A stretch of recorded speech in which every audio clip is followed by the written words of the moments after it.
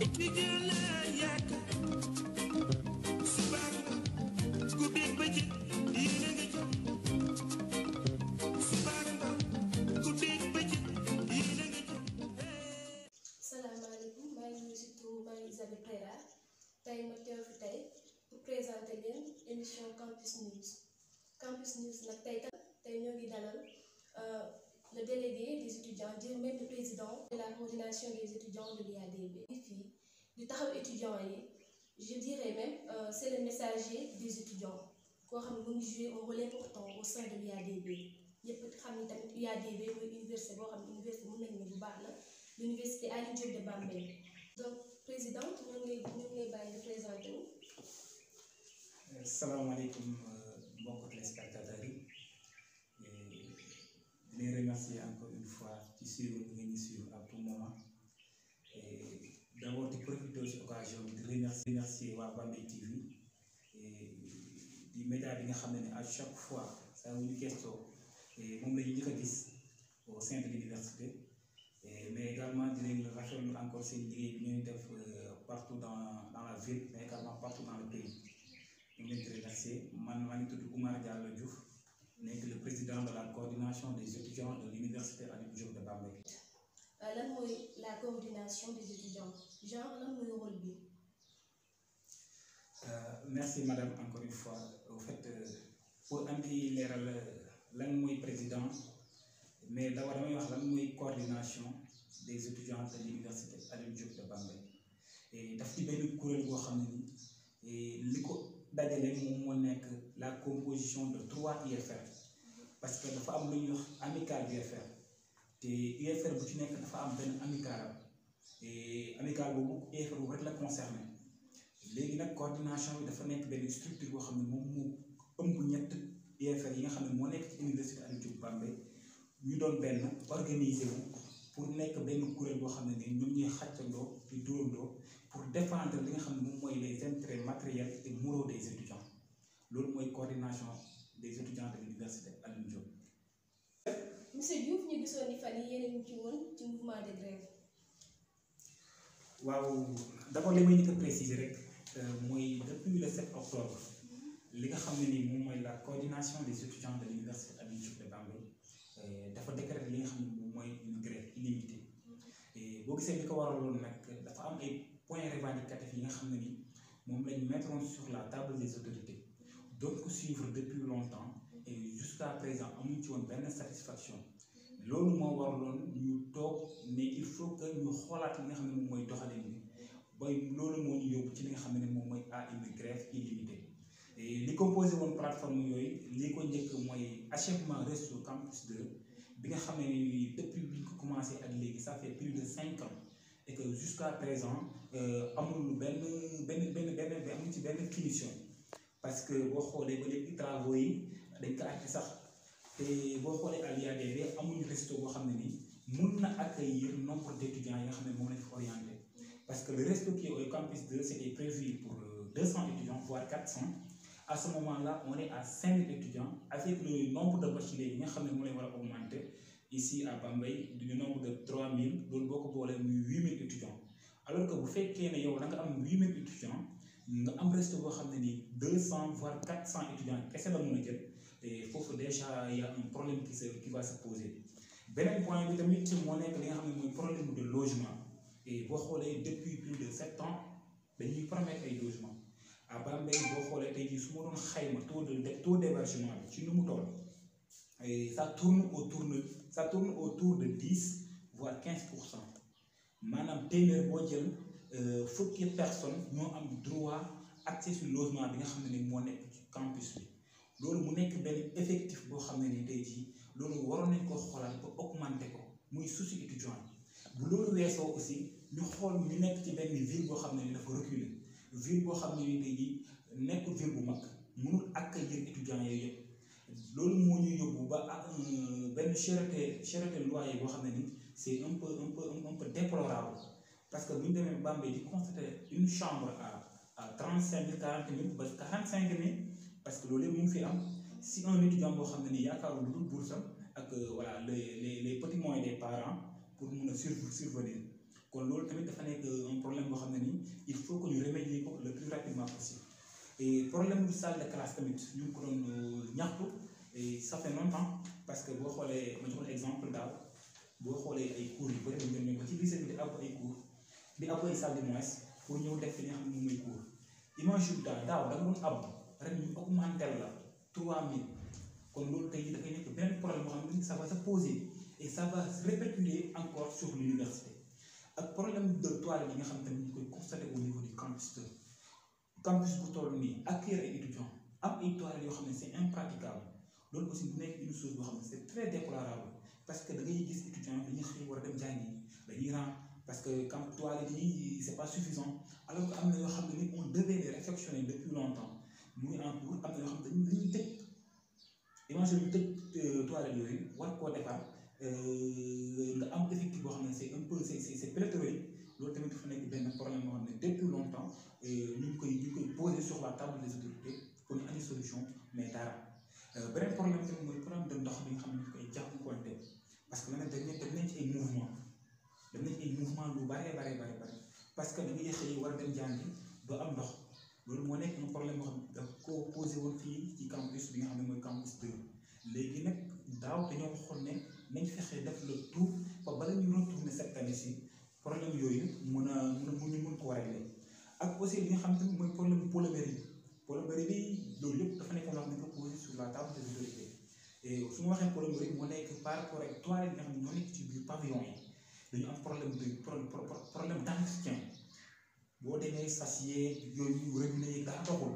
imagine toi léegi nga war a utiliser say besoins nga waroon def say besoins ci sa biir pavillon da ngay obligé wàccaat ñëw ci suuf pour mun a régler loolu te alors que loolu yëpp c'était des travaux de vacances aussi ñu constaté tamit boo demee site yi nga xam ne moom mooy Diourbel ak Moundial seen pavillon yi dañoo am li nga xam ne moom mooy problème de toiture parce que da ngay taxaw ci suuf pavillon bi di xool ci kaw di gis li nga xam ne moom mooy asamaan bi alors que yooyu yëpp nekk ay problèmes yoo xam ne nii tegoon nañ ko sur la table des autorités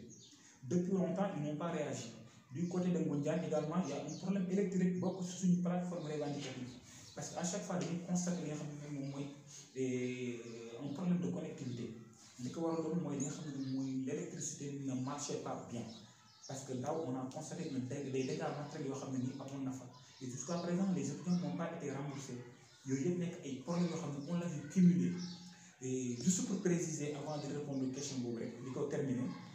mooy dafa nekk ay points yoo xam ne on l'avait énuméré depuis longtemps di ko suivre ba à un moment donné gisuñ benn acte yoo xam ne nii autorité def nañ ko mais aussi li ci gën a grave mooy gisuñ bu loolu volonté de vouloir faire tey jii bu nekkee da nga nekk autorité ñu war a régler problème yooyu gisoo benn volonté de vouloir faire boo xam ne nii ñu ngi koy amener par rapport à nos problèmes et il va falloir que l'étudiant réagisse il va falloir que les représentants des étudiants aussi également porteurs de voix réagissent le plus rapidement possible pour ne pas mettre l'université dans le chaos parce que boo xoolee yëpp ñu ngi université d'excellence un jour viendra suñ université d'excellence bu nekkee perte parce que les conditions de vie des étudiants ne sont pas adéquates les conditions de vie des étudiants baaxul bokk na ci li nga xam ne tey jii loolu war nañ ko jël ay précautions le plus rapidement possible parce que université bi mu yokk en matière d'effectifs mais en matière d'infrastructure ça reste beaucoup de choses à améliorer voilà en quelque sorte pour résumer un peu la question qui m'a posée et loolu la amoon lu ko ci répondre.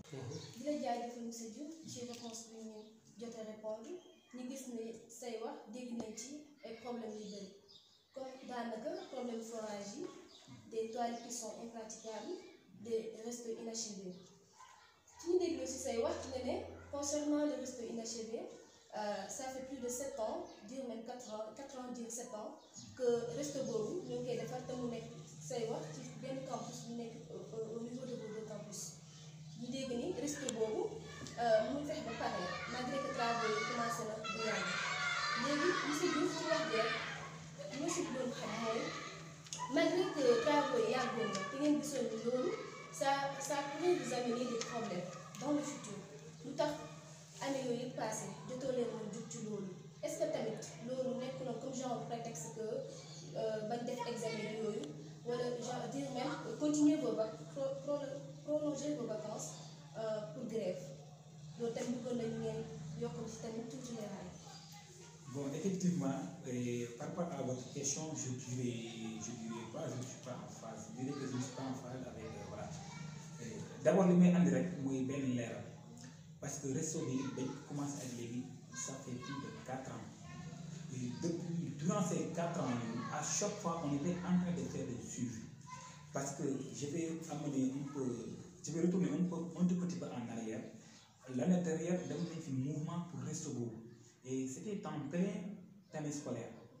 En pleine année scolaire, nous avons fait une grève pour Restobo. Parce qu'il y avait des affrontements qui s'est passé l'année dernière entre les étudiants de l'IADB et les étudiants de l'ISFA. Ce qui a été Restobo, c'était impraticable. Parce que d'abord, il faut qu'on le sache nous tous.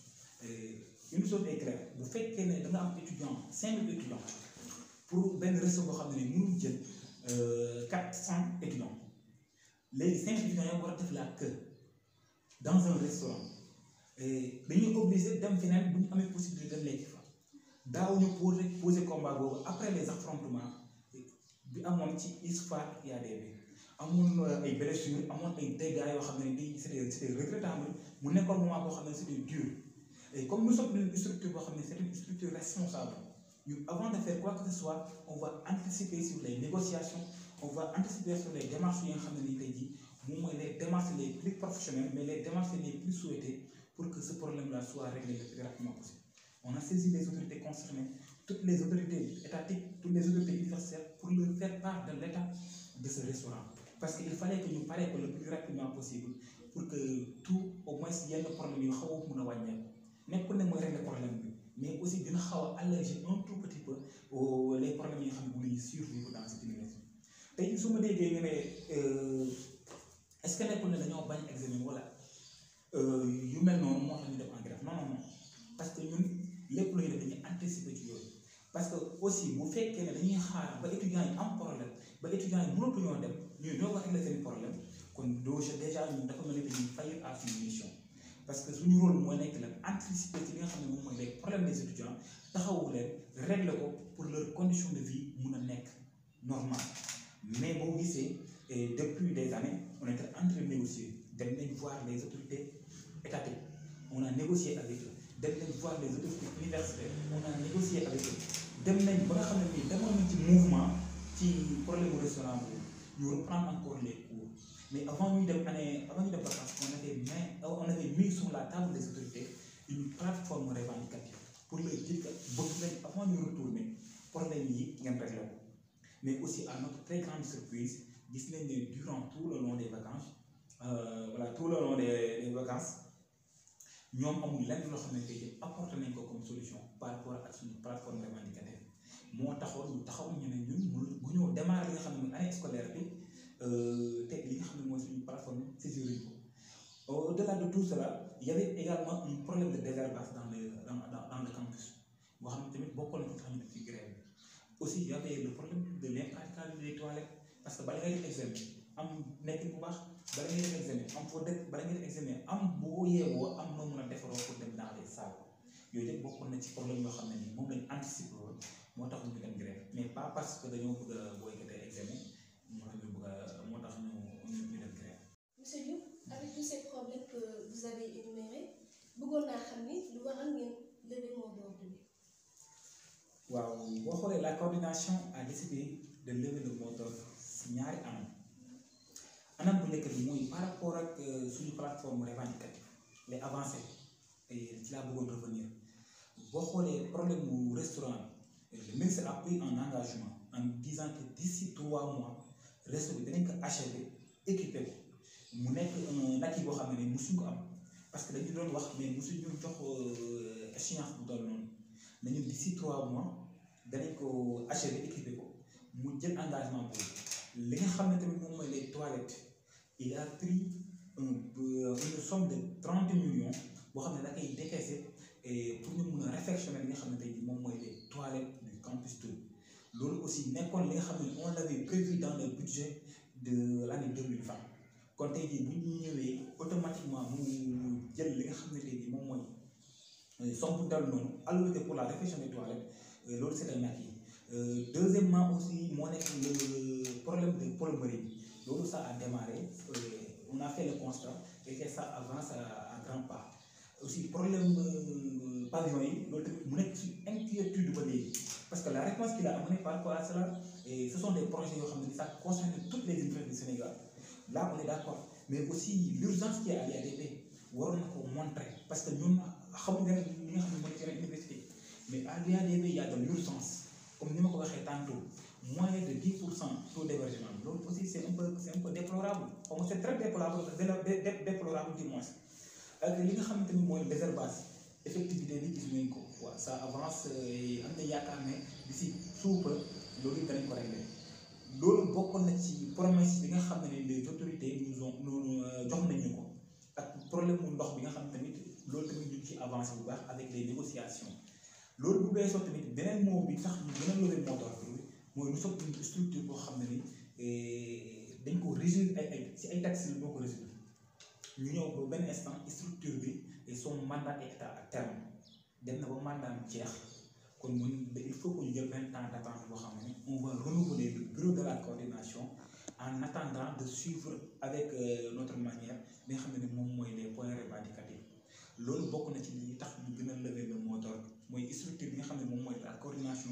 à ce moment-là il faut que ñu renouveler ko def passation de service pour mu mun a légitime pour mun a porter li nga xam ne encore mooy le combat parce que à ce moment-là le mandat de la coordination a pris fin donc pour ne pas commettre des erreurs pour ne pas subir yoo xam ne tey jii mën na ñàkk moo tax ñu lever le moteur en attendant ñu am benn installation progressive mais aussi permettre aux autres étudiants de faire leurs examens et ñu commencer li nga xamante ni moom mooy suñu autre façon de revendiquer xool naka la ñuy def ba suñu problème ñu koy suivre de près pour que ñu mën ko régler le plus rapidement possible mais on est loin d'arrêter le mouvement on est loin d'arrêter. xanaa kon li nga wax ni loolu mooy mën ngeen prévoir monsieur Diouf. waaw comme li ma waxee jusqu'à présent ñun d'accord li nga xam ne moom mooy dem grève parce que dañoo teg benn plateforme pour mettre les étudiants dans de bonnes conditions et du ma ne sax dans de bonnes conditions mais pour les permettre d'avoir les conditions minimales pour mun a étudier correctement mais bu fekkee plateforme bi jusqu'à présent defuñ ay actes yoo xam ne c'est concret ñu gis ko on est prêt encore à lever à relancer li nga xam ne moom mooy le mouvement parce que aussi université bi dafa war a changer beneen visage demal dans les autres universités demal à l'UCAD sauf boobu nit nga xam ne ni exemple travail bëgg nañ changer seen université demal à l'UGB am na projet yu bëri yoo xam ne ñu ñoo ko bokkoon mais jusqu'à présent ñoom achevé nañ seen yëf ñun démarré wuñu te alors que nous sommes tous des universités kon bu fekkee ni suuf def nañ lépp ñoom réglé wuñ li nga xam ne mooy suñu problème voilà on n'exclut pas de repartir en mouvement. ak moo doon bi ngeen lever yooyu ak li leen jot a promettre yooyu yëpp ma bëggoon xam ne loolu yëpp tamit ndax vous tenez toujours à faire partie de directeur du CROUS. voilà comme ni ma ko waxee rek on tient toujours notre décision comme ni ñu ko bindee ci communiqué bi on reste ferme à cette décision la coordination des étudiants jusqu'à présent au moment où on parle mën nañ wax sax ñu amul directeur parce que reconnaître ñu li ko waral nag dafa bari parce que d'abord bu ñu koy résumer en un mot mën nañ jàpp ne c'est de l'incompétence totale de cette personne et boo xoolee du point de vue humain ñu luy neen amuñ problème mais par rapport à sa compétence ce qu'on attendait de lui on n'a vu absolument rien raison pour laquelle on voudrait que mu dem le plus rapidement possible c'est lui-même qui devrait prendre la décision de démissionner et que voilà ñu tegal ñu keneen koo xam ne bii suñu problème war nañ ko mun a andi war nañu mun a andi ay saafara le plus rapidement possible parce que comme ni ñu ko waxee dans le communiqué encore une fois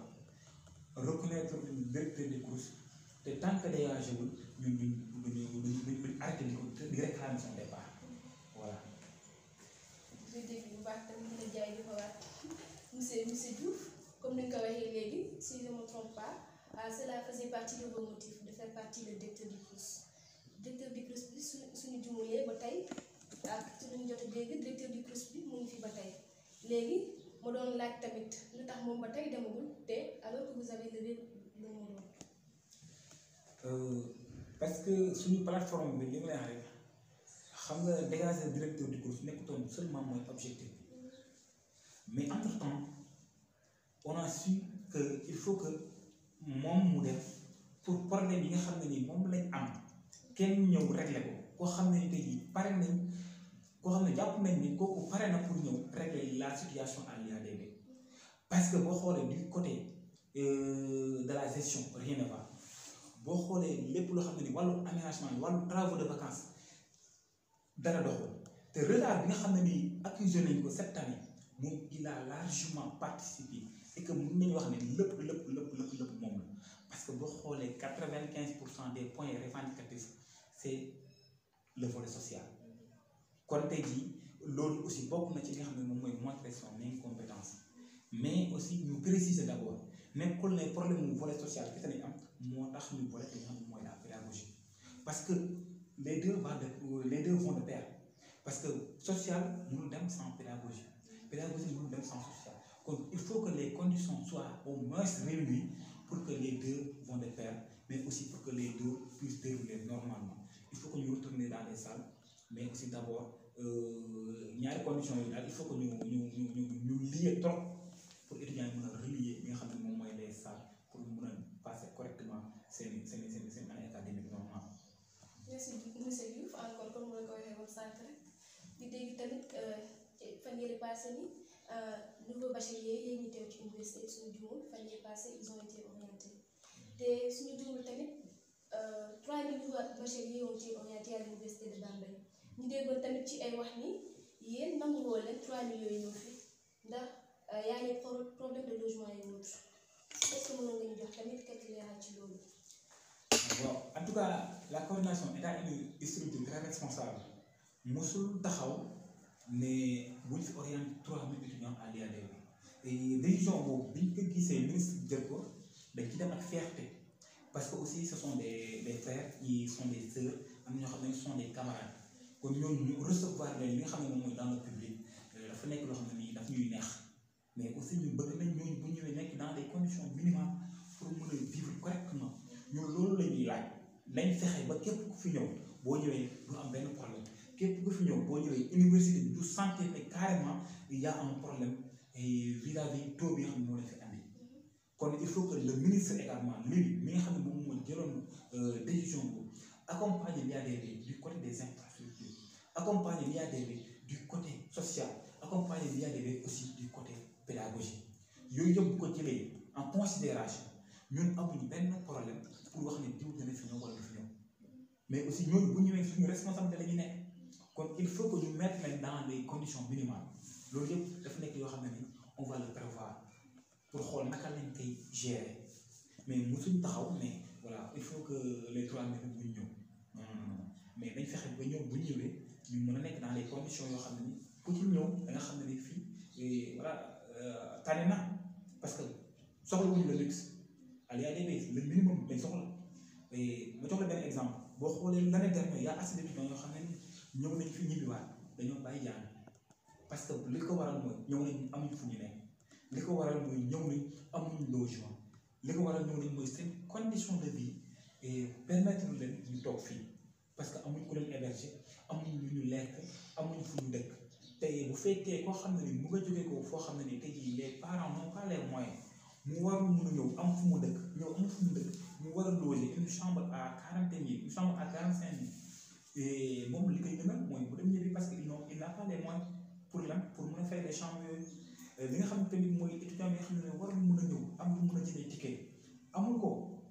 peut-être dina am ay ñoo xam ne dañ lay accompagner mais loolu du continuer et puis yeneen problème de salaire yooyu yëpp posé dans cette université alors que ñu augmenter effectif bi sans tenir compte sur yooyu yëpp kon déjà ñu mën nañu fixer le côté boobu voilà. monsieur Diouf lay jaajëfalaat tontu bi ñu tontu léegi ñu bëggoon xam tamit ndax avec les arrivées ñëpp xam nañ tamit ci même question bi laay gis ñëpp xam nañu nouveau bachelier yi ñëw nañu bëggoon am quelques leeraay nga leeral askan bi ndax étudiants yi dañu commencé jàng bi léegi ba xam ndax tamit seen parents yi ndax ku nekk xam nañu étudiant bu nekk da ngay jógee dëkk bu sore da ngay gis ñuy jógee ay sang ñu ñëw fii te seen parents yi duñu xam en fait fan mooy Bambey ñu tuuti léegi pour nga dalal xel askan bi est-ce que mënoon nga wax carrément xale yi ban période dañuy commencé jàng ak li leen xaar carrément ak fan nga université de Bambey ak yan conditions ñoo lay permettre nga avancer sur les études qu'ils sont venus faire ici. waaw fi may nit commencé rek mooy kañ la ñuy commencé jàng kañ la ñuy commencé inscrire loolu c'est pas à nous de porter loolu journaliste de donner ces informations mais peut-être la scolarité et le rectorat ñooñu dañuy jël ay décisions yoo xam ne ni wala joxe ay informations sur ça pour wax leen carrément kañ la la cours yi démarré mais aussi pour wax leen carrément kañ la instruction pédagogique bi waaw monsieur Diouf soo déggee question boobu c'est parce que li sànq say wax da nga ne woon fekkee tous les besoins ne sont pas encore satisfaits mun ngeen encore continuer ci mouvement yi loolu moo tax ñu doon laaj balaa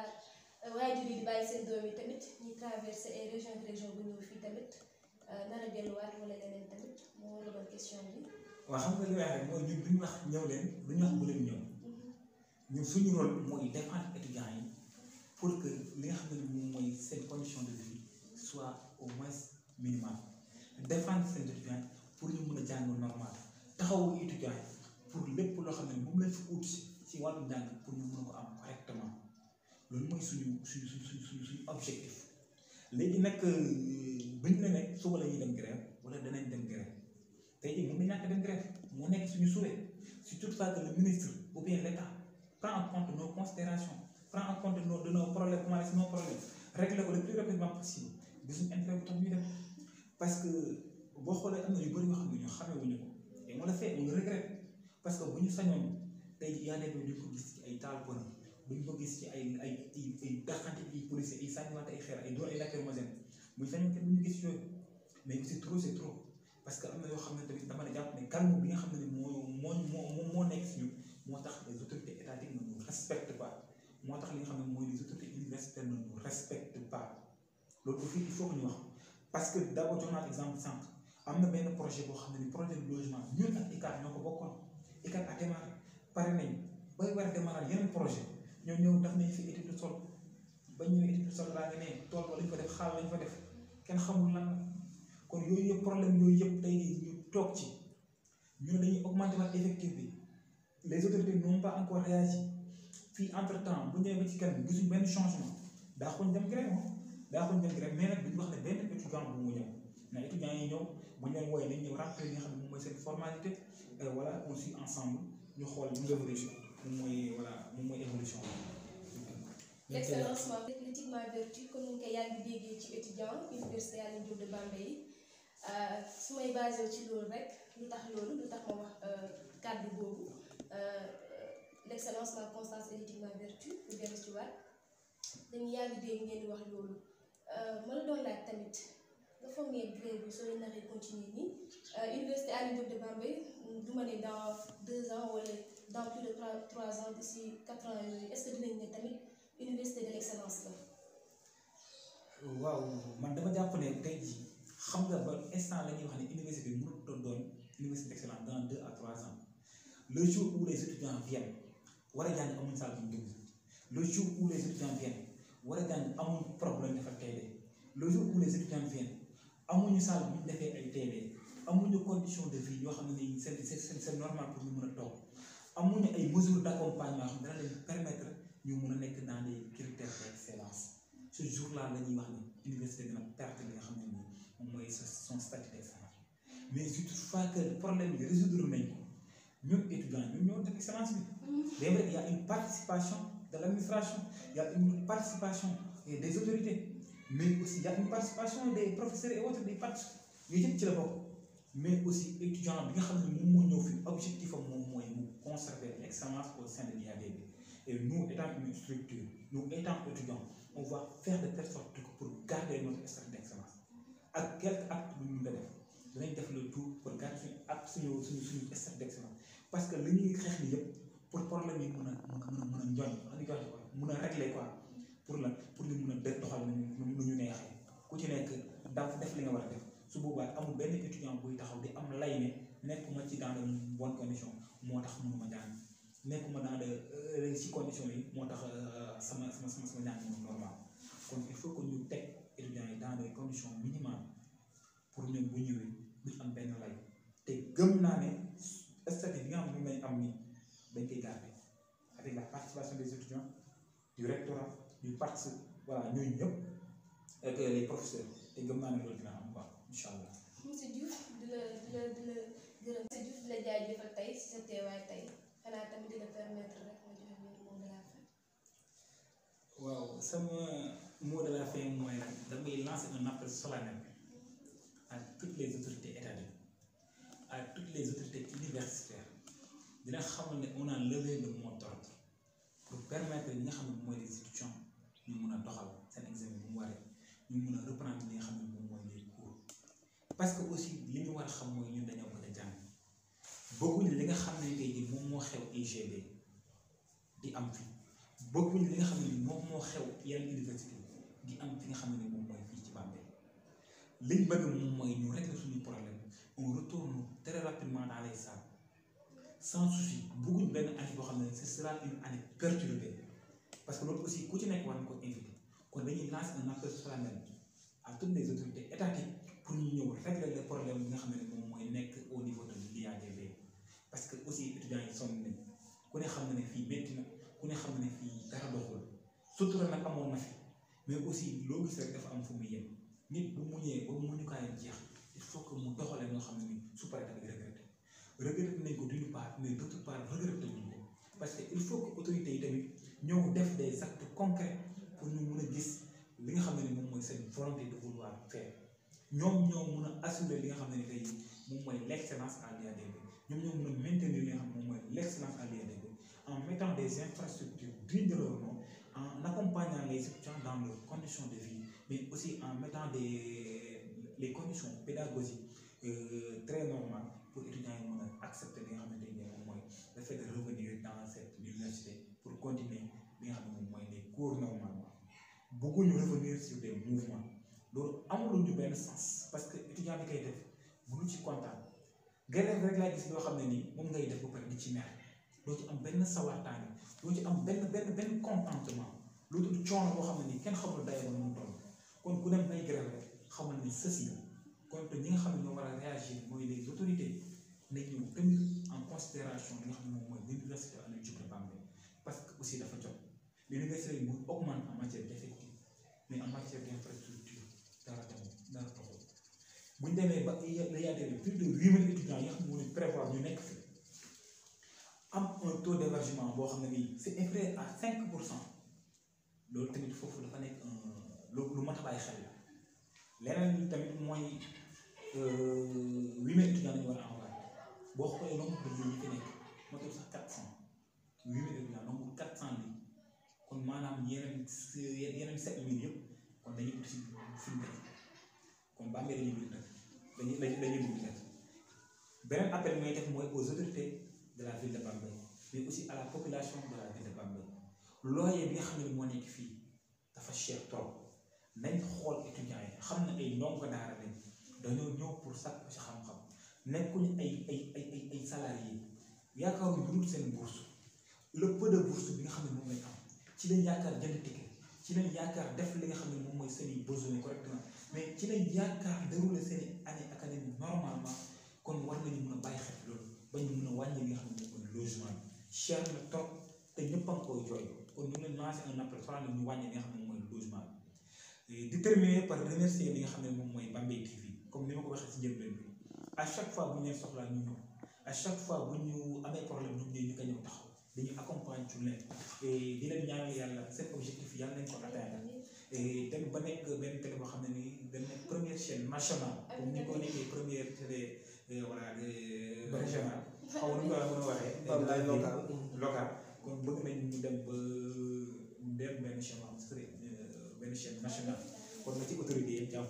accompagner li nga xam ne moom mooy l'initiateur pour mu mën a dem ci kanam. jërëjëf jaajëfal daal bu baax monsieur Diouf on espère que tous vos besoins sont satisfaits incha allah yéen tamit ñi di askan Bambey ñoo ngi leen di jaajëfalaat bu baax a baax ndax mënuñu wax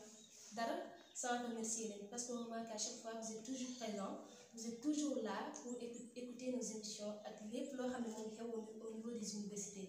ñoo ngi leen di jaajëfal bu baax a baax te di. On espère que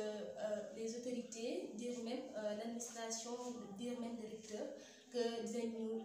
indil quelques leeraay tamit ci président des étudiants lu jot a wax ñuy ñaan ñaan yàlla fekkee tamit am na ay autorité administration yoo xam ni am nañ ci bëgg nañ ci indi quelques leeraay tamit di leen xaar.